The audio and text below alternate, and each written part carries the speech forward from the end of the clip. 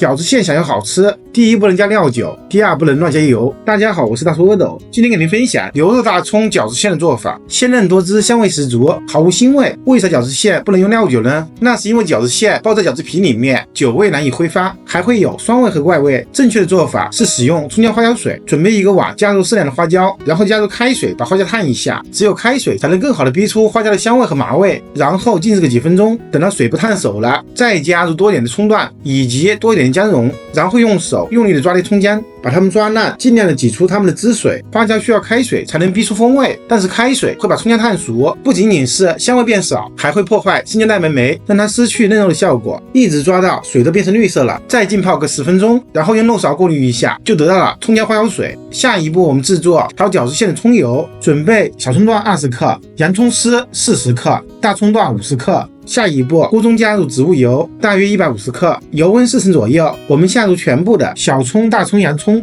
开小火慢慢的浸炸，把它们炸干、炸香、炸变色，让3种葱的香味融进油里面。全程用小火，可以不用管它，只需要偶尔翻动一下，一直炸到它们表面微微焦黄就关火，让余温再炸5分钟。接着还是用漏勺过滤一下，倒出全部的油和残渣，再用勺子挤压一下，尽量挤干残余的油脂，就得到了香气扑鼻的葱油。下一步，我们剁一点牛肉馅，肉馅不需要剁得太细，有一点颗粒感，吃起来更香。全部剁好后放入大盘里面，接着我们准备一个大葱，先把它们切成小段，再竖着切一刀取出葱心，最后把它们改刀切成细细的大葱末。全部切好后先放在盘中备用。接下来我们炒装牛肉馅的盘中加入4克盐，加入1克胡椒粉，接着我们加入1个鸡蛋，再加入2勺葱姜花椒水，然后用手把它们抓拌均匀，让肉馅可以吸收全部调味品的味道。充分抓匀后，再根据肉馅的实际情况少量多次的加入葱姜花椒水，每加1次就抓拌均匀。一般而言，还可以加2到3勺的葱姜花椒水。这个肉馅还是比较松散，它需要搅打上劲，张开手掌朝一个方向旋转搅拌，能够极大的增加肉馅的粘性。搅一会儿，再摔打几下，使其更加的上劲，一直搅打到肉馅成团粘手，提起来会粘在手上，特别缓慢的滑落，就说明可以了。下一步，我们把切好的大葱末全部放入肉馅里面，还是用手不停的抓，